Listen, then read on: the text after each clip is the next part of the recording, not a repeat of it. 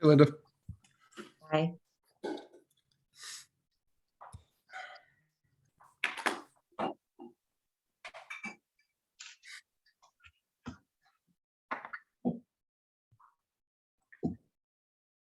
It's like we're short a few board members still.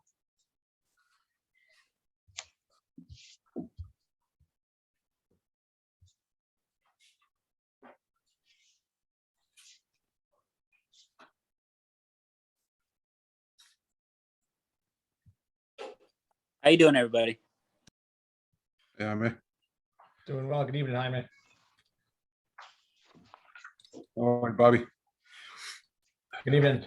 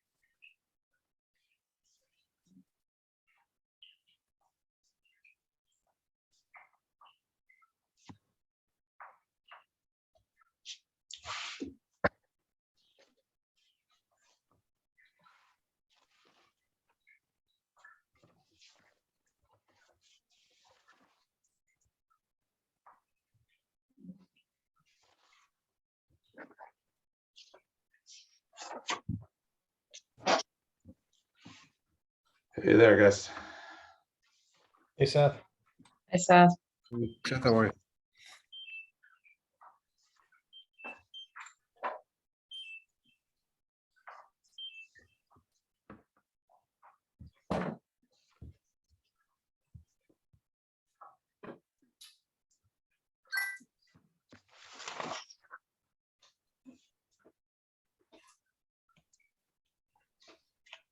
All right, can you guys hear me? Yes. Very good. Sorry. Yes. I had my computer muted. All right, my bad. Sorry about that. Hey, everybody. We have 1, 2, 3. All right, good. So we have a quorum. We're all good with everything. You have a quorum as soon as they are on camera. Okay. So I see Eric, Bobby, Isabel? Bill. Yes. So we need everybody on camera, right, Linda? Yeah. Okay, so if you don't mind. Problem. It's all good. Yep. So I count 4. So we're here. So we're good. So we can get started. I think we have really just the one project on the agenda tonight at Water Street. So 30 Water. So I guess we can kick off. I'm assuming I see the recording icon. So it sounds like we're live. So let's get right into this. I know, Linda, you set out the earlier. Yeah, I don't know if you want to just to start, they did submit to you today updated tree information and some other things. I don't know if you want to start by just going over sort of the additional information that they submitted that you had asked for, or if you want to just jump to going through the neg deck topics. We can start with that additional, because those are the handful of things that were sticking out. I apologize, I've got to dig around here for my notebook, but there was like the 3 or 4 open items from the meeting last week. If we can kind of just, the trees were one of the bigger ones. If we can close those out and then kind of use your template to kind of finish everything up, I think that should put us in a good place. So why don't we start with that? And is Jaime? I see Jaime is there and on mute. I am here. Yeah, I'm just trying to transfer from my phone to my computer. Okay. If you give about 30 seconds, then I can open up sharing and bring everybody in.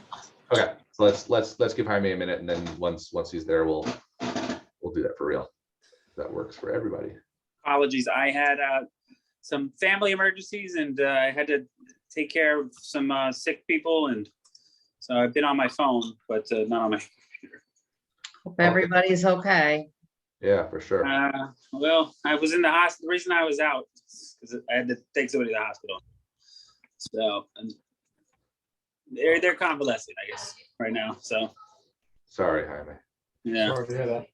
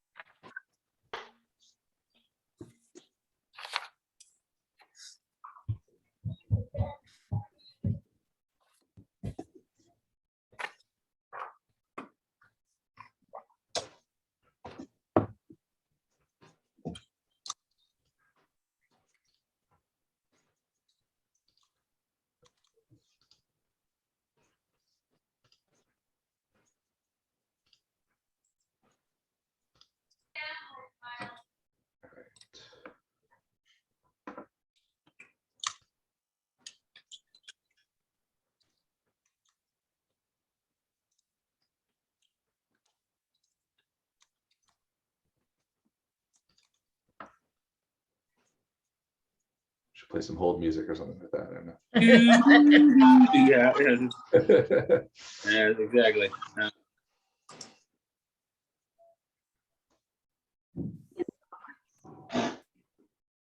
All right, I'm on my phone now, so I will enable all panelists to share, and I'm going to bring in the participants.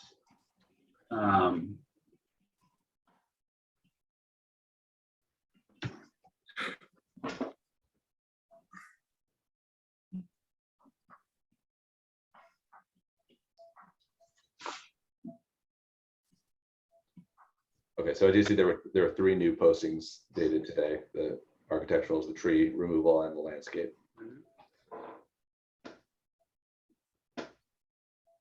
We also have Phil Greeley here. Evening. Oop. All right. Okay. So if everybody's in here, looks like they are. Maybe the first thing we can do is, as Linda suggested, we can start off with the new materials, the tree, the tree removal plan, and then we'll go from there into the rest of the conversation. Sure. Mr. Chairman, if it's okay, I'll jump in only because we just provided the information today and it's probably not And you're fair. the only one who's seen it? Please. So I'll just recap. So at the last meeting, we talked about a couple of things. One, the fire department access. We did provide an updated figure, which the fire department looked at. It's unclear if it's us or another application that they have some comments to, but obviously whatever the fire department has as far as comments, we'll jump right on and make sure we're responding to and work through their issues. The second item was there were additional graphs and models requested by Joe's office with respect to the floodplain analysis. I believe Ceci has provided those. And, if there's anything additional that's needed, obviously we'll continue to provide it. Joe also had some comments on a construction management plan and narrative. We're wrapping those up and we should have those back to you tomorrow, Joe. Just to make sure we appreciate the board's patience with us in providing this stuff in between submission deadlines. Obviously, we're all focused on the neg deck, hopefully at the end of this month.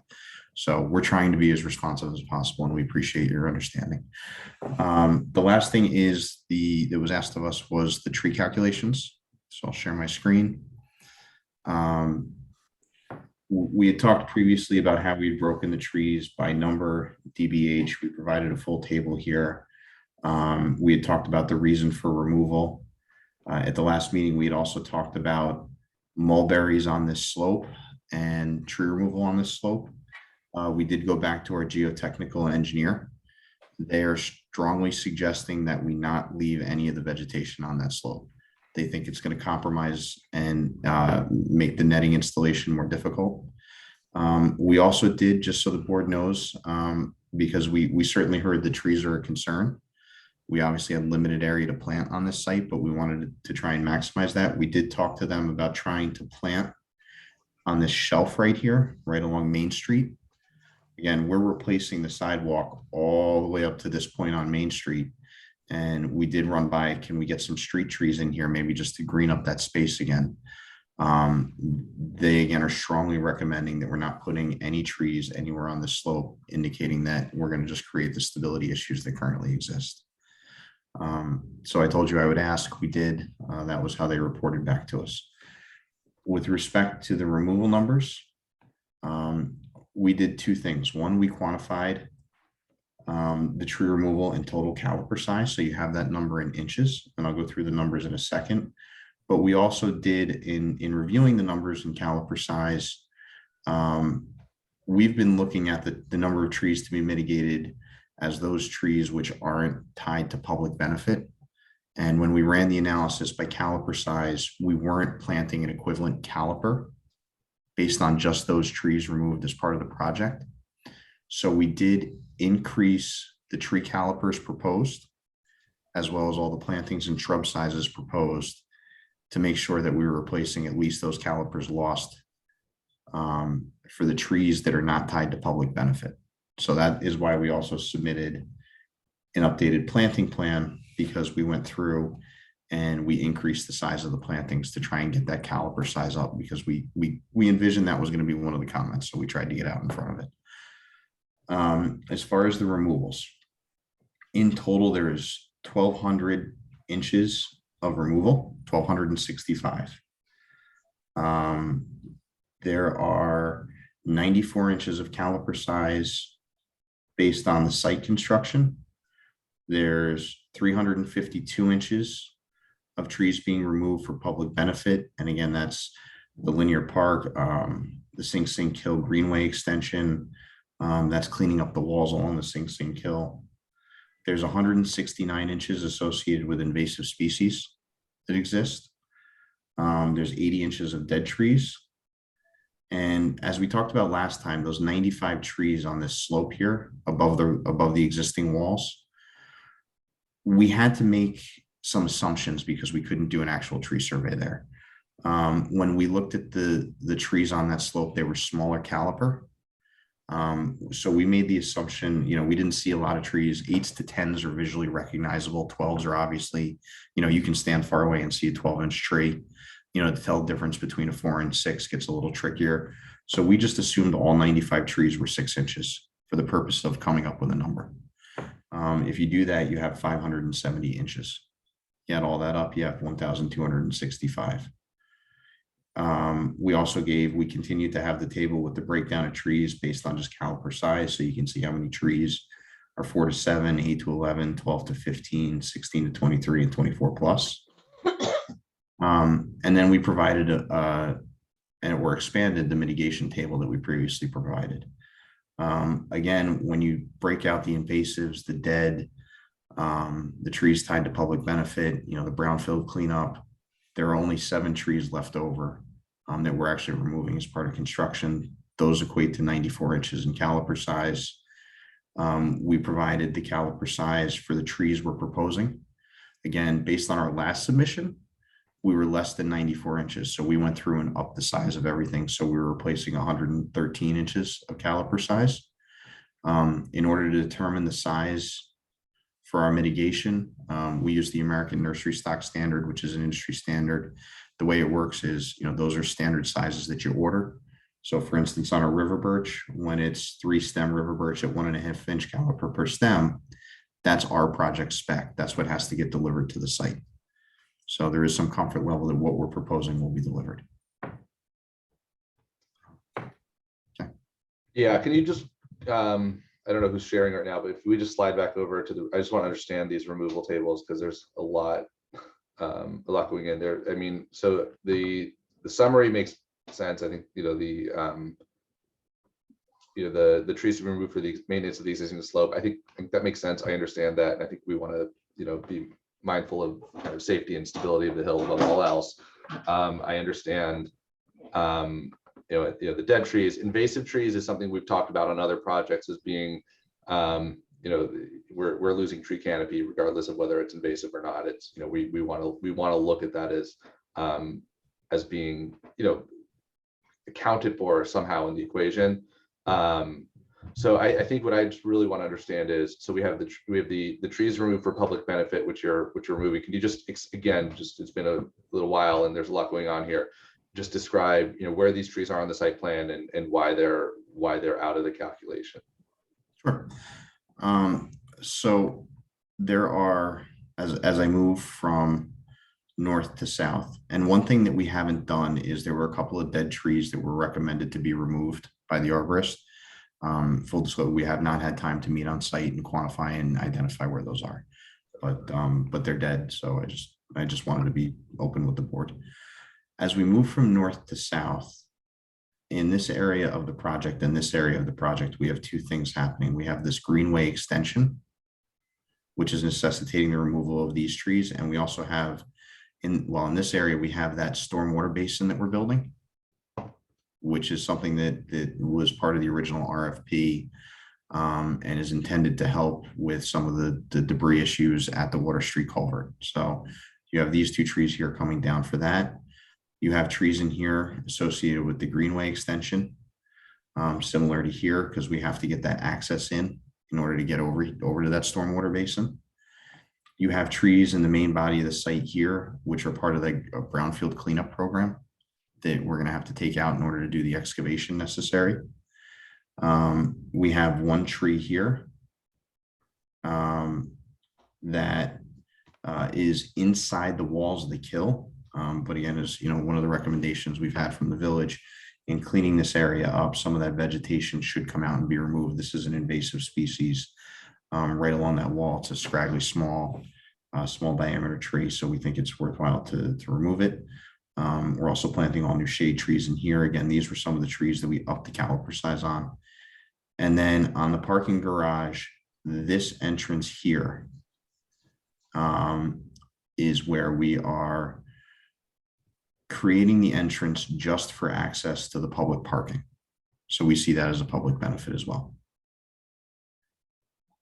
Because I mean, you just walked us through some relatively sparse areas. It's really when we get to that corner of the property there off of Central that it looks like 95% of the trees that we're talking about in that. So it's less because certainly the Greenway and the basin and the brownfield, those all make a lot of sense. I mean, this kind of is related to construction, realizing that's for the public parking level. I'm actually kind of curious how other board members feel, because I think like what we're looking at today and where this conversation is going, as you alluded to, is what are we going to be asking for in terms of replanting, both on site and potentially maybe some offsite. What's the replacement? It's that overall number is huge, right? The 1265, acknowledging that half of that's up on it, is endangering a hill, and we can address that. But there's another big chunk in this public benefit corner, and I want to kind of understand that and get a sense from the board, how we want to approach that portion of this table as far as how it relates to what we're going to be asking you guys to replace. Excellent. We're excited for that input. And Mr. Chairman, one thing just to continue to add is we did look at total forested area on site, because canopy, you were the one that mentioned canopy, and that was a great point to make. There is 1 acre of existing canopy on this site, and we are preserving 8/10 of that. So you are correct. It really is this one corner we're talking about. So with that, Yeah, board. So I mean, I'd like to open this up to the board right now for thoughts on that particular point, especially in terms of how we'll deal with the replanting, and especially those trees for public benefit, and specifically the trees in that corner of the lot, which are there for the parking drive.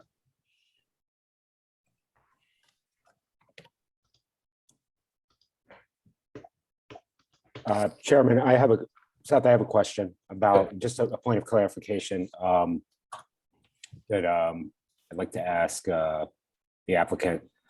So I'm trying to understand. So the trees for public benefit, are they remaining on the table? They're counted as the total caliper inch total caliper count in terms of inches of trees on the property. Are the trees for public benefit to remain? the trees that we're talking about are the ones we're removing. So Okay. they're in that 2/10 that are being removed on site, not the 8/10 being preserved. On the 2 tents, say, can you repeat that last statement that you just said, Rich, please? They're associated with the 2 tents that we're removing, Okay, not the 8 tents being preserved. These are things that we're taking out either through the brownfield cleanup, the Greenway Extension, the cleanup along the kill. The majority of them in that corner are associated with the brownfield. And then also the access to the 4th level of the parking garage. Because remember, this parking garage doesn't have internal ramps. It has individual access points to each floor.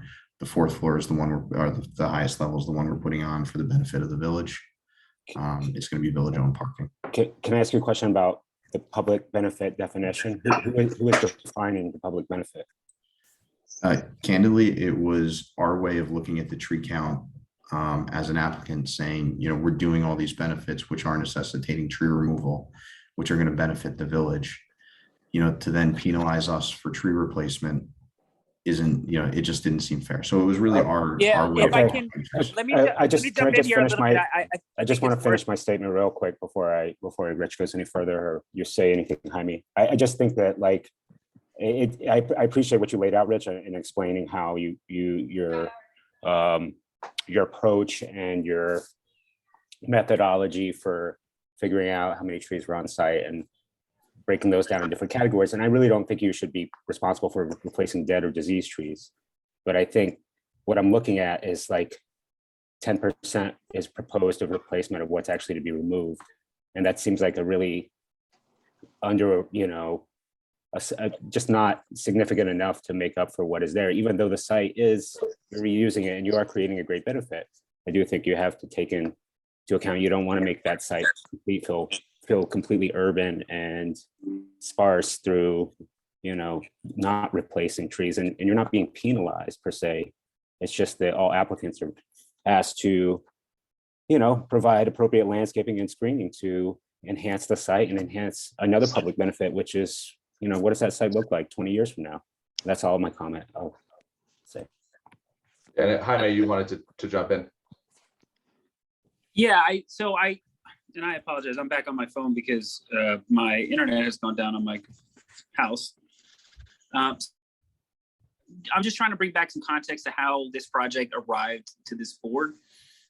There was a pretty lengthy RFP process where the village went and sought out a particular type of developer. So the goal being to create affordable housing here in the village. They went through that process and sort of, I think there was either 7 or 9 different, you know, applicants who came in, were evaluated, and that's kind of where we got there. So I ultimately it's the planning board's decision to determine how to deal with this. But a lot of what's going into this project, including that 4th story on the garage, the additional parking that it provides, along with the sink kill improvements, the cleanup of the brownfield, and the provision of affordable housing is in direct response to a request made by the village itself to have these items on this site. And so, I think in that context, if you can understand why this applicant is functionally a little bit different from other applicants who come in here, who, you know, even if the village owned the property, sort of didn't really care what they did with it, and they bought it and decided to do what they wanted. This applicant is actually proposing something directly in response to that. So whether it's, you know, penalization or whatever, I do think that, you know, that's just an important piece to understand in regards to how we got there. And you know, I'll sort of leave it there. So it's up to the board to decide how they want to, deal with that. So. Thanks, Jaime. Yeah, I mean, I do want to hear some other opinions. I think that there's a lot in there, especially regarding, you know, if you think of this project as, how it greens the site, right? How we, improve the health of the kill, and kind of counterintuitively, the removal of a lot of these trees, I think will be helpful in that, right? We're cleaning up that area, we're providing public access in there.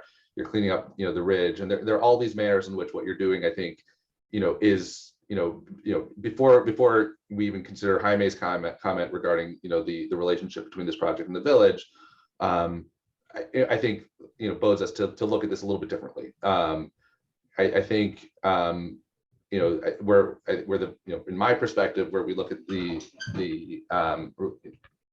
that decision and that, that effort to put the parking level, for the village up on the top front, up on the top level of this deck, and how that impacts the how that impacts the tree removal. It seems to be like for whatever reason, I guess it makes sense just knowing the site. That's like that one tree corner.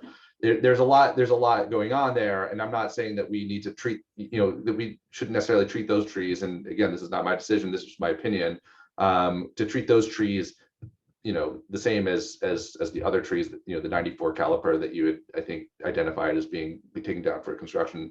I don't think we need to necessarily as a board come to that conclusion, but I think that there should be some kind of acknowledgement of that, and maybe putting those in a slightly different category.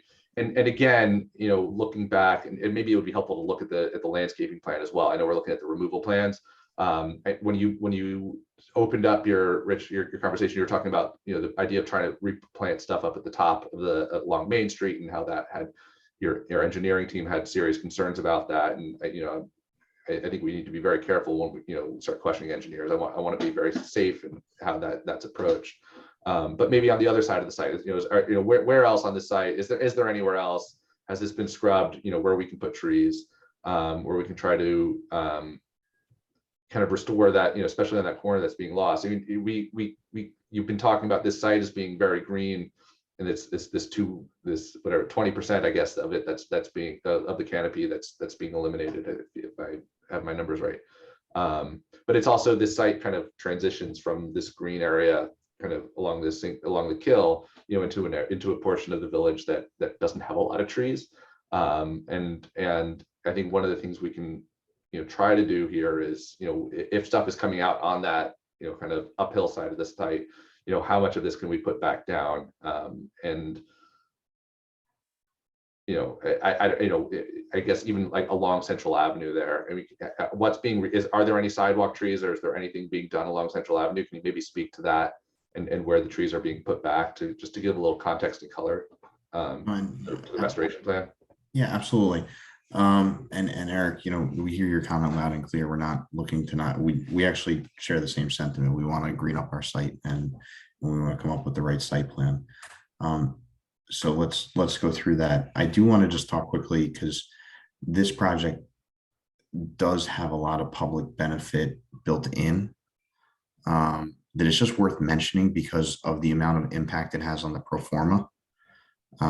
So there's the Greenway Extension, there's the stormwater improvement here, there's the linear park aspect we're creating to make the pedestrian connection that allows you to get all the way from Main Street to Water Street.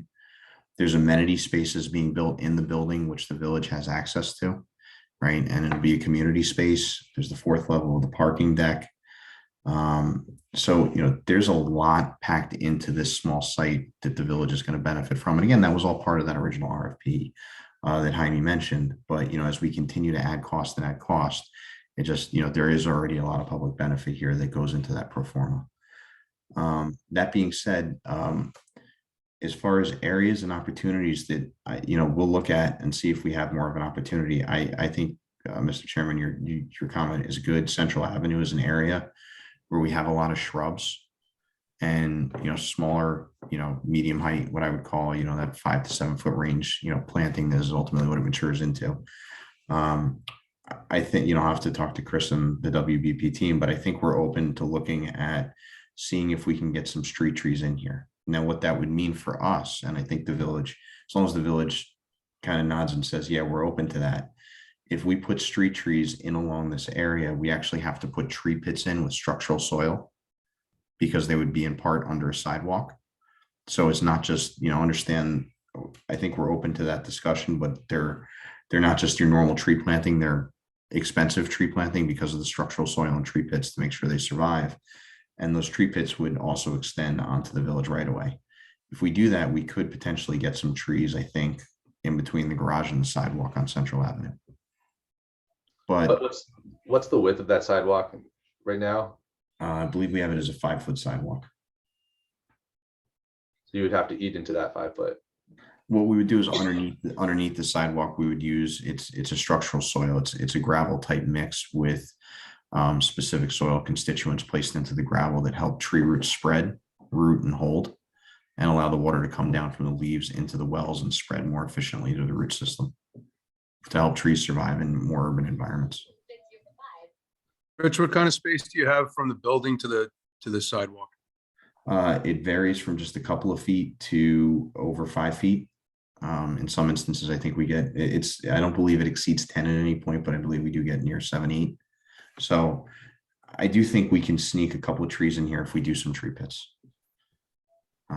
But, you know, and this is what the chairman was alluding to, and I don't want to mislead the board.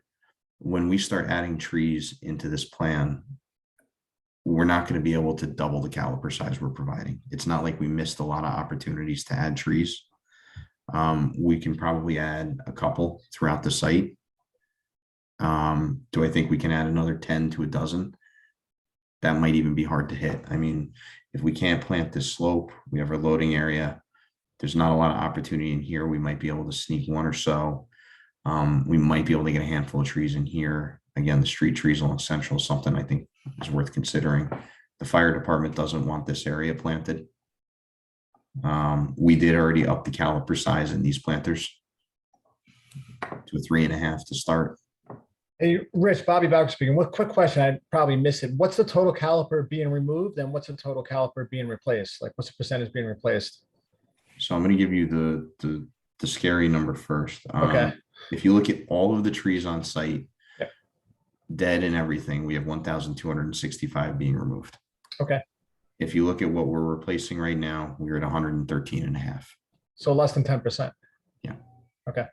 And again, you know, and the chairman picked up on this, what's really driving that numbers is the tree removal here, which is in part for the brownfield. Mhm. And in part, you know, a lot of these trees are coming out associated with the brownfield cleanup. And the other balance are coming from this access into the garage to get to that 4th deck. Got it. And again, we're open to looking at additional areas to plant, but this is a tight site. But could you go back to that table as well? Because I think to Bobby's question, the scary number, I appreciate why you put that out there and we asked for that and it's important to see it. I do think personally, you know, the maintenance of the slope, it's good to know what that number is, but those, even the village arborist was, you know, those trees got to go. So like to remove that from the equation here, I think makes a lot of sense. Yeah.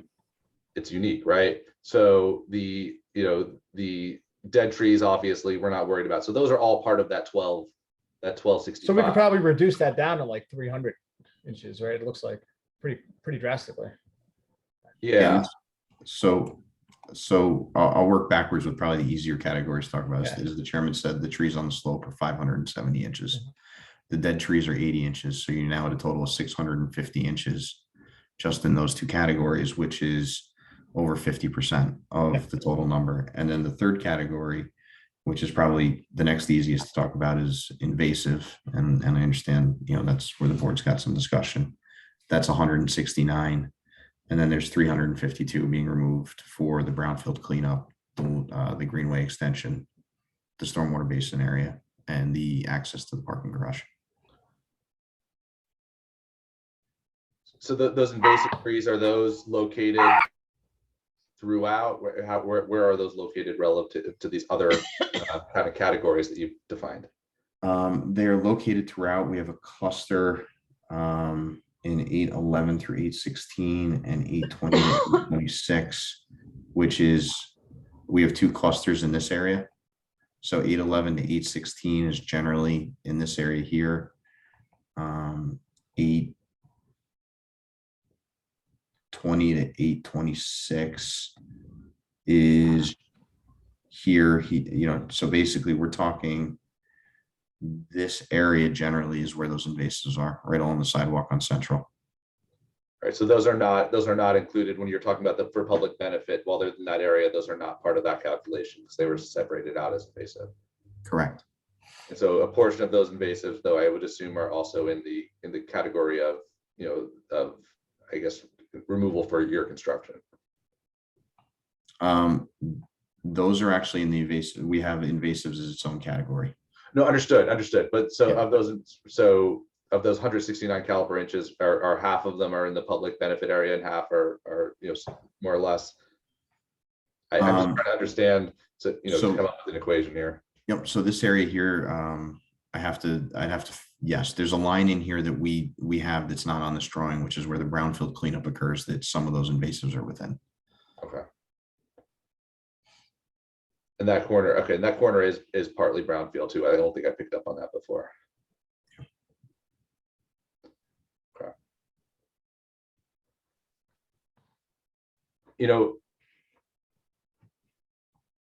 I think it would be, yeah, I mean, I think, it would be helpful to see that, and I appreciate the, sorry, if you could zoom in just on the replacement, so I can see what the replanting, it looks like you're going back with 100, yeah, the 113 inches. I mean, as a percentage of, that's of the, invasive plus the public benefit plus the construction, Plus the Thanks. slope. right? Okay. The slopes out. Yes, yeah. Sorry, it's like this is these are a little close. Oh, they are. You have those. Yeah, it's much closer to a 1-to-1 now. Much closer. Yeah, I mean, I guess. Yeah, I mean, I think it's important for us as a board to kind of understand and kind of agree to what degree, agree to the degree that makes sense, to which this public benefit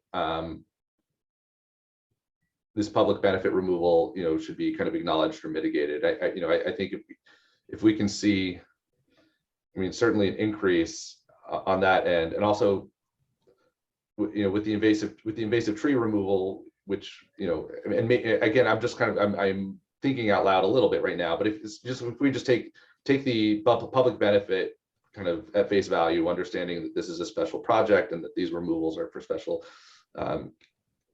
considerations. And again, brownfield is important, all that. The 94 plus 169 gets us up at, what is it? We're at like at 250. If we were not to deal with those invasive trees. 263. 263. But you noted that some of those invasive trees are also, inside of the area to be removed for public benefit. And while it may be a pain in the neck, it might be helpful to know that the number that that's ultimately replanted is some sort of a kind of a 1-to-1 replanting of all of the trees that are being removed for site construction, invasive or not. I mean, I think that might be a reasonable place to land, and maybe that's something that you can really accommodate on the existing site. And Seth, just on the public benefit issue, I think, typically, when you are requiring an applicant to do tree replacement, it's because they're taking those trees down for their benefit. Yeah. Here, they're really not. They're taking those trees down really for the benefit of the site in many instances, in terms of the cleanup, the remediation. And then, the village, again, you've got a unique situation here. This is still village on property. The village, in order for them to do what they're doing, the village is requiring that they do things like include that 4th level, the improvements to the kill, and some things like that. So I think it's easy to make the argument to take those out of the equation. I understand your point on the invasives. If on other projects you have looked at mitigation for invasives as well, then you would be being consistent. So yeah, I think it would be helpful, Rich, if we knew which of those invasives sort of fall into the being removed for construction as opposed to the other reasons. That's not a problem at all. One of the things that's going through my mind right now is we are also, and I'm going to push the board a little bit, but I'm also not. We're really focused on trying to get this neg deck behind us so it can help us with other permitting, some of our other applications. And what I'm hearing tonight is we're not miles apart on these trees. And when I think about seeker and, significant adverse impacts and mitigation, as I think about the neg deck, we're still going to have a lot of time together in site plan review, where we can work through a lot of these details. I can spend time with you guys showing how we can maximize, and maybe bring some more trees into the site. One of the things we haven't talked about is the green roof on the building. We're going to have tree planting on that, which I haven't even accounted for yet. And if the board's comfortable, we can continue to provide this information, but with respect to advancing a neg deck, I'm sure there's language that we can put in that basically says, we acknowledge the tree removal and the applicant will continue to work with the village through site plan, to provide mitigation satisfactory to the planning board. Yeah, to that end, so, and I want to, I think my Zoom is actually working now again, so I can actually hop back on my computer and folks can look at me. But to that end, when we were working on 136, 140 Croton Avenue, this issue came up similar to this, where there were still some determinations being made on what a tree mitigation plan would be. And so what the decision was made at that point was that for the purposes of the neg deck, the applicant would comply with the tree mitigation plan as required to receive the tree permit without getting into the details while those details were still being worked out. So if the board is amenable to that, and Linda, if you agree, I think that might be an acceptable path forward to allow the board more time to, to work with the applicant to come up with a tree replacement plan and mitigation plan that works. Yeah, I think if the board is comfortable that we have sort of a minimum amount of tree replacement that we know that you're getting, and the applicant has committed to working with you to work to increase that. I think that can be enough for SECRA if you guys are all comfortable with that. Just to add in good faith, we'll have the numbers ready at the next meeting. My fear was this conversation is going to continue and that could hold up a neg deck, but we're not looking to stop the conversation or even delay it. We want to keep having it. I'm comfortable with it. To me, the big achievement here was just understanding, defining the problem. We kind of have numbers on all of this and totals, and we can kind of capture it and understand how far apart we are. And that's, I think, critical to the neg deck. And I think we understand what you're removing, we understand what you're putting back, so we can actually make a determination on SECRA based on the information, knowing that there will be kind of conditions that we'll have to work our way through a bit, which is what we typically have done.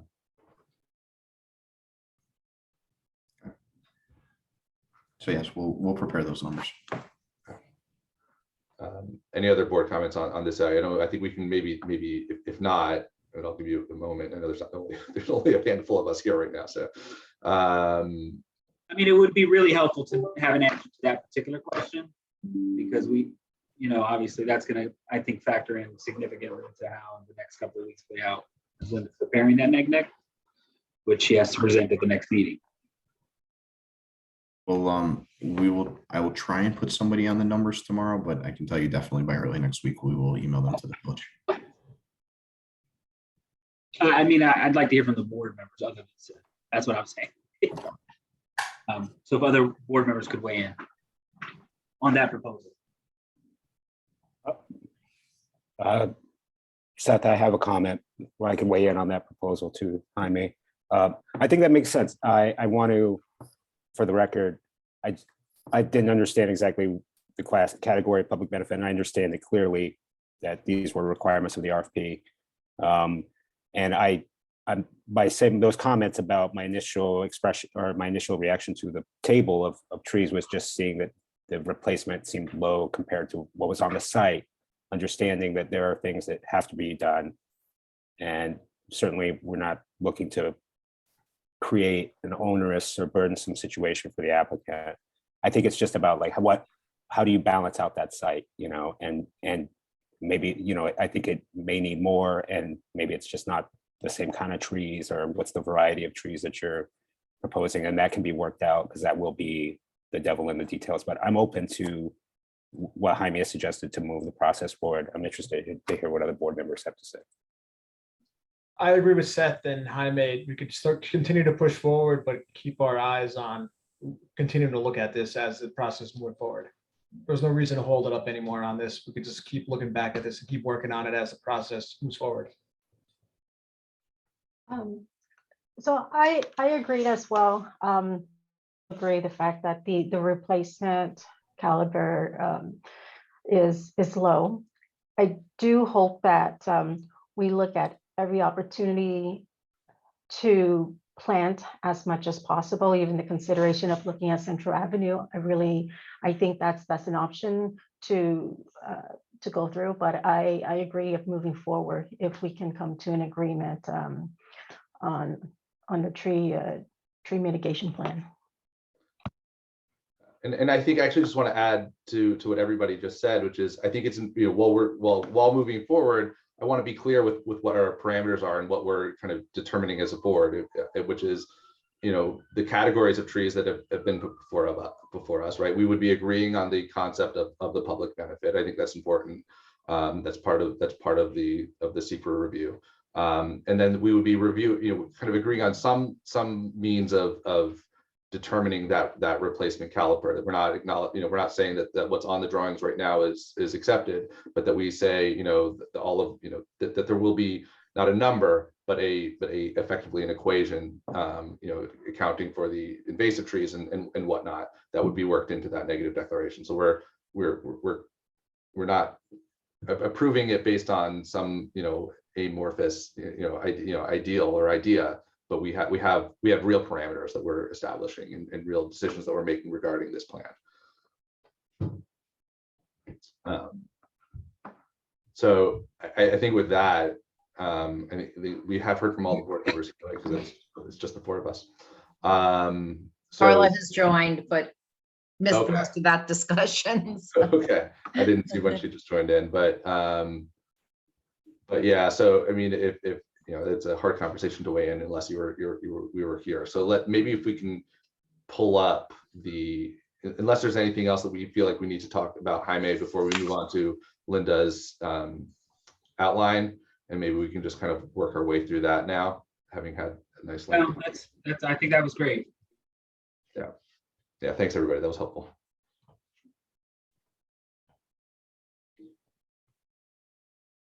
So what I've already done and what I gave you was just sort of the broad topic outline of the things to address in the negative declaration. Some of them you had sort of already determined that there really wasn't any potential impacts. Some of them you did identify potential impacts and you sort of went a little further at looking at what's been done to mitigate those. So I'm going to go quickly. If anybody has comments, please feel free to interrupt me and jump in, but just going through this. So again, we start with kind of land use and zoning considerations, and this comes up again later with the consistency with the comp plan. But we need to talk about the fact that this was a village RFP, it's village owned property.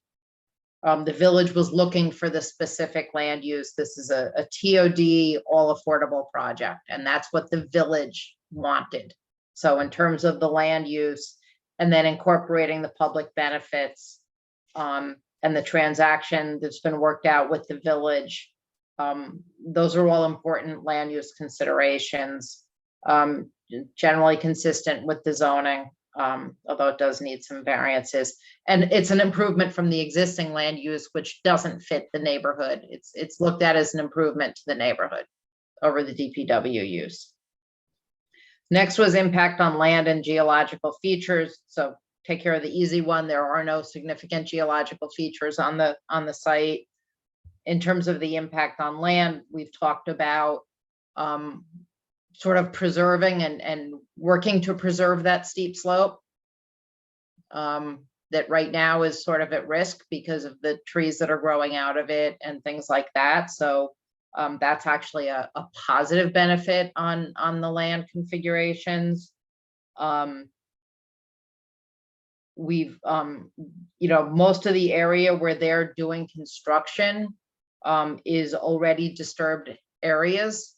I think we've been through that. So I don't know that there's anything else, in the EAF, the construction for more than 1 year is identified as a moderate to large impact. So we've got the construction logistics plan that'll be in place. We've talked a little bit about maintaining access, sidewalk access and stuff during construction as part of that.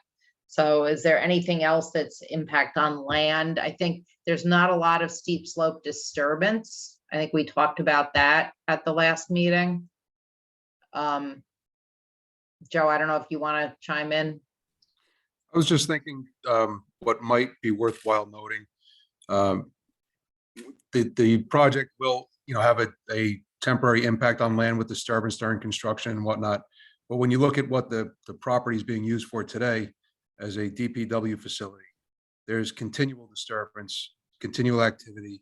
It's not as if we're redeveloping an existing building or a developed lot. This is a currently active disturbed site on a continuous basis.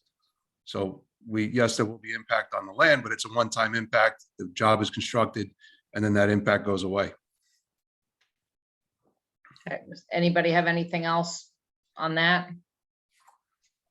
I mean, I think you may want to just note that the areas that are most impacted by steep slopes are areas near the rock ledge where tree removal should have been done as a maintenance during the normal course of business, but was not done by the village. The secondary place is the part where the trees are going to be removed as a part of the development of the parking garage. That's probably the other area with the most steep slopes. And again, that's sort of an acknowledged impact of the creation of that parking garage that will be dealt with as a part of the tree mitigation plan. Okay. So then we move on to impacts on water, that's surface water, groundwater, and flooding. And I'm going to have Joe again kind of help a little bit with some language here. I know that we've got the CESI report on the flood issues. I know that there's improvements being made as were required by the RFP to the kill, providing that detention area is sort of intended to improve the flow, how the flow through the kill works. There was a water quality feature or enhancement. The stilling basin, as well as the concrete pillars, were meant to act as a debris catch to protect the downstream section of that kill and the eventual clogging of that culvert that's happened historically. So both benefits to the flow of the kill as compared to today. We have the flood study. We're in general agreement with it. We did just receive about an hour before the meeting tonight some additional figures that we requested. So we'll look at that, but I'm sure we'll find that everything's in order. They have demonstrated that there is no increase in the floodplain or the floodway of the kill, which is what they needed to demonstrate to comply with the village ordinance. They provided a stormwater pollution prevention plan for the site. As Rich mentioned earlier, they'll have a green roof on a large portion of the residential building. They've got some separator units for water quality in the plaza area. So, they've done what they need to do to satisfy code and improve the site as far as stormwater quality, quantity controls, and flood mitigation. So really, when you talk about the impact, they're actually, it's a beneficial impact. They're improving the site in that sense. So anything else on that? Not for me. Impact on noise, light, and air quality. So I think noise, it's really just during construction. Again, the construction logistics plan and the hours and things like that will help mitigate the impact of the noise during construction. There's no air quality issues. There's no emission source. On the light, I believe you've gotten the lighting plan to show that it is dark sky compliant. It's down lighting. It's the minimal lighting necessary. I don't know if there were any questions on that or comments. I apologize. Can you verify that, Rich, that this is dark sky compliant? I thought that that was another project, not this project.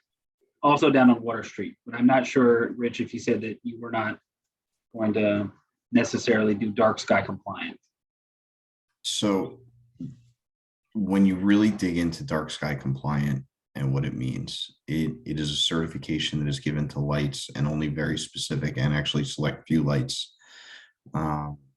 That a lot of times when people say they're dark sky compliant, they're not actually using dark sky compliant lights. So I don't want to commit to using the word dark sky compliant because it limits the amount of fixtures you can purchase. We are all direct downlighting, full area cutoff lights.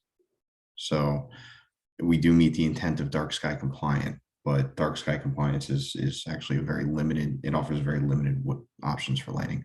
Yeah, I think that the other project on Water Street, the wire mill, noted that they were going to use dark sky compliant projects, not this one.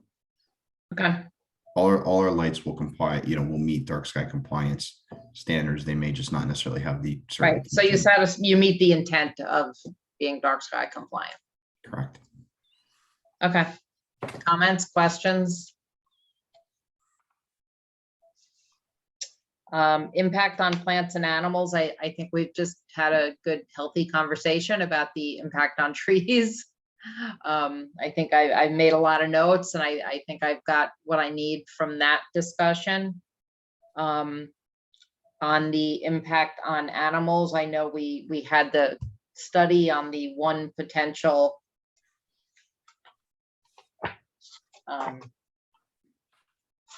species that was identified, the mud turtle. So we got a report. And I think there was confirmation also from DEC on some of the species. So everybody satisfied on the impact on plants and animals? Yes. Yep. Okay. There's no agricultural resources, impact on aesthetic resources. So they've provided you with a number of viewshed studies. The views from the river, which is really the aesthetic resource here. I think that the board has indicated they were satisfied, that there's no significant adverse impact. Agreed. Agreed. Okay. The impact on historic and archaeological.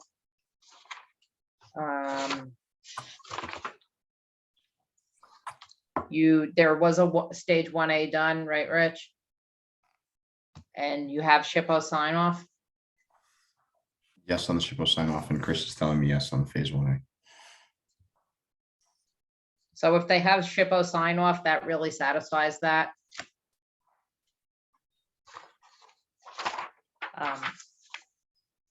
Impact on open space and recreation. This is not a lost recreational opportunity. If anybody's recreating in the DPW yard, I think it's a good idea to get them out of there. So Basically, public access to a recreational feature is definitely not listed on any recreational plan. So. yeah, and in fact, you're creating a recreational feature by extending the Greenway. So again, it's really a positive benefit in that you are creating public open space. And the community space. Mm-hmm. So impact on critical environmental areas. So the river is, you are in a CEA based on the river, but I don't think there's any impact on that, any negative impact. Impact on transportation. So the studies have been done. See, now Phil turned his camera on. He's been waiting to hear the word transportation. So we reviewed all the studies and they've addressed all the comments and concerns. I think in terms of the neg deck and as we move forward with site plan approval, There are just a couple of items in their study. There were some signal timing adjustments at least one of the intersections, Route 9 in Snowden. There were some pedestrian ADA compliant sidewalk items at Water Street and Central. And, you know, those are more tied into the final site plan.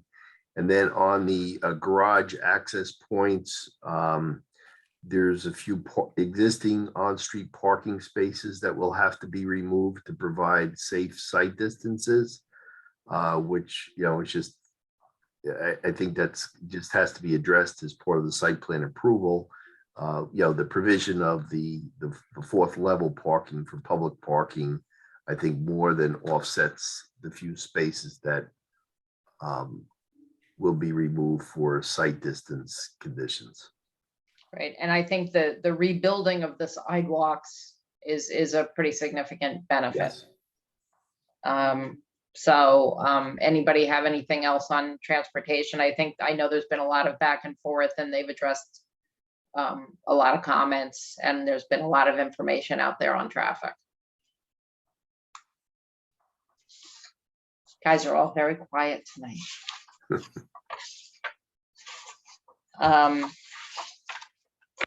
Impact on energy and infrastructure. So we talked at the last meeting about that they will obtain LEED certification and the type of green infrastructure that's going to be used, the green roof, some of the other things that are incorporated into their plan as sustainability features.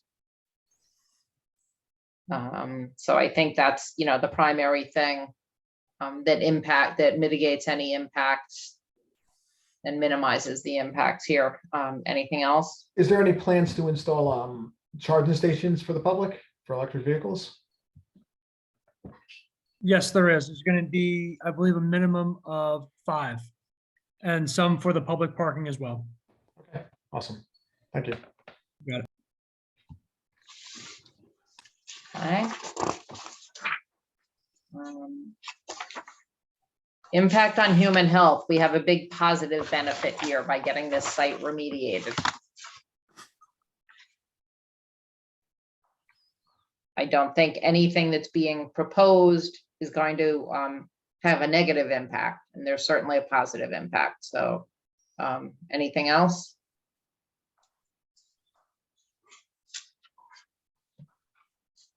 Consistency with community plans. So in the most recent comprehensive plan, because the RFP had already been developed, the plan was already in the works. This proposal is clearly consistent with that plan. It's consistent with the RFP, which reflected the community plan, the plan for the village wanted for this site. So I think there's no issue that it's consistent with community plan. Agreed. Actually, it's funny that the zoning code was written in such a way specifically around this site. The sort of 48 feet from the sidewalk was written directly with the intention of this site being redeveloped. Because it's the only site that those provisions apply to. So. Right. And then consistency with community character. I think, you know, as certainly I think it's more consistent with community character than the DPW yard is. So does anybody have any other thoughts? I think we've all looked at this and thought it is consistent with other development in the area, bringing more residential to this area. Agreed. Agreed. And that's it. So I have all the notes from the last few meetings with the discussion tonight and the discussions we've had over the last few meetings on SECRA and the information that they've submitted in their part 3. We can put together the proposed neg deck for the meeting later this month. Sounds good. So we'll get a draft of that circulated ahead of time so we can review that. Try to get it to you a week ahead. It's a week good enough. It's good enough for me. You got everybody else? Yes. Yeah, a week's good. Perfect. Okay. Awesome. So that's helpful. So looks like we're there. So just Jaime, I guess next. So I mean, we'll review the draft of the neg deck for the next meeting. I guess there's really nothing else we need to review on this tonight. We're in a good place. No, yeah, I think you've got enough to chew on right now with just getting the neg deck done. So I think we're still sort of in line with the goal of trying to get the neg deck completed and decided at the next meeting. And then when you return in September for the August recess, you'll be able to take up the other questions in a review capacity until the zoning board makes their decision. And then subsequently the board of trustees has to make their decision. The one thing, Jaime, I think we need to keep trying to get clarification from the fire department. Yeah, we are. I know you're trying. We try to get it. And so hopefully I'll have an answer for you by the time we're meeting next time. But we have reached out to them weekly to try to get an answer. Or twice weekly. Okay. All right. I think that does it. So thanks everybody. It's nice to have a pretty straightforward meeting. So I'll see you all in a little less than a month. Thank you. All right. Good night, everyone. Good night, everybody. Thanks, everyone. Good night. Bye. Bye.